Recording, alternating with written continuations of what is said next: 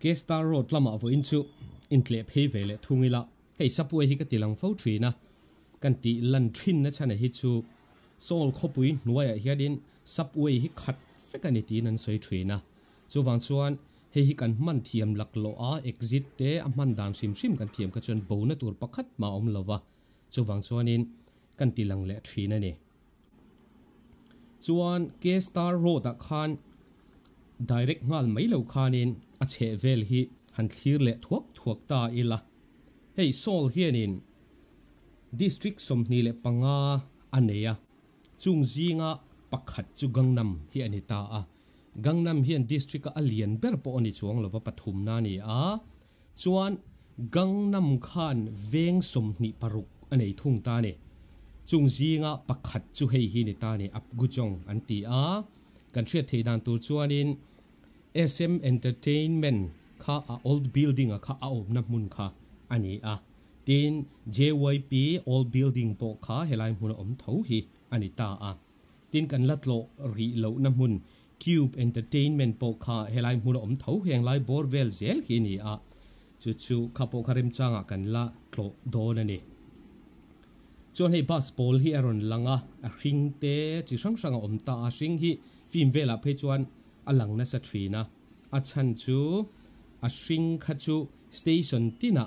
minute linga minute nga dana ti khana ding zela heng a pol ho te ro hi chuanin tlo bi kan nei ta a 30 minutes te 40 minutes te kan chuang wang thina ni kha kha a color khan dang lam na nei ni ti a kan han soi ve sim sim ani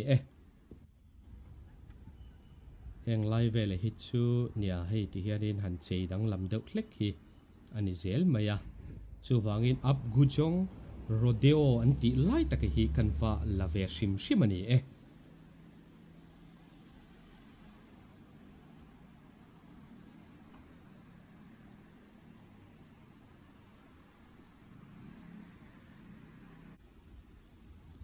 chuan Kestar Road lama chuan kan phei don ta a helai hi an gangnam dol an da na big kha alo ni ta a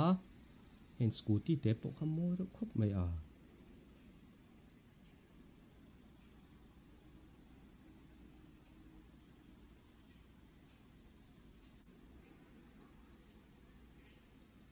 gangnam dol ti alo om kul mai a mase hi an lo in khar deuh tlat meya chuwang chuan enga mo thil han en du po khana ti le thei ri lo ta a chuan hemi Kestar Road hi kum sang ni le som panga march thla an siam tan kha ni a khati lai ka chuanin dol kha som pakhat chia ala oma chuan chumi nu sang ni le som paruka khan an bel le ta ne ta khanin sang ni som paruk vela an bel khan Blackpink hi an la tel ve ta tat lo mai ni chuero chuan mi avid de uzar maya amaro chu an la da bel thau tura chuan ka ngai ni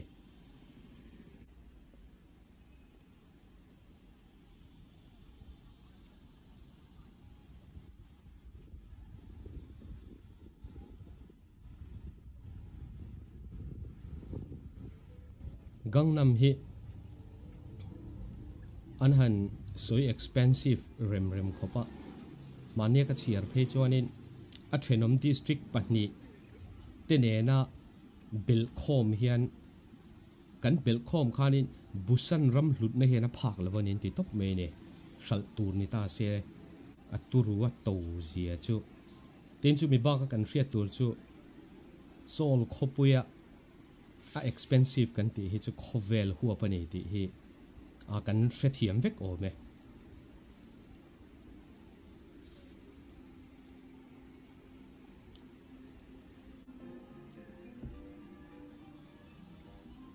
chuan helai road hi a seizong hi 1.8 kilometer vel ani antia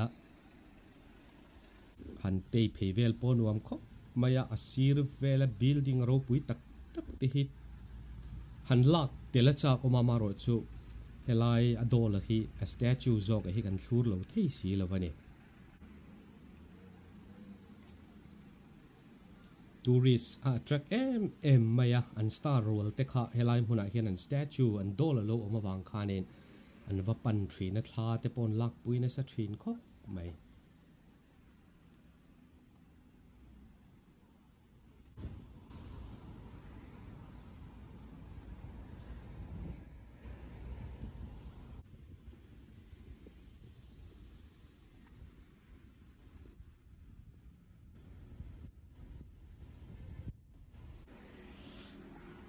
building vel po hi adang thai thei khop me heng lai vel hi chu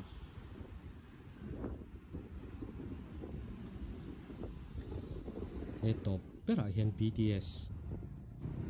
tol khan lo da ta a mizo thala ya po thalak pui to anom no ling ka ringa tun aina sa zok hi khami aina sa zok khan lak pui te po hin la omzel chu ka ring dewani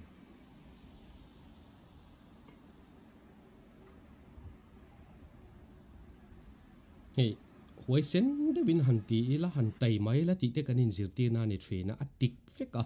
huai sen te tai mak te a lu em ma amaro chu a channel adik si lo chuanin a huai sen te a tai ma rungot te hi an hlo thling chuang si lo wani chuwang chuanin a channel dik kha ramdang om tur phei chona poimo em maya kan thiamang tokin soi ho zel kan tum don ani alet zong hianin kan la thale a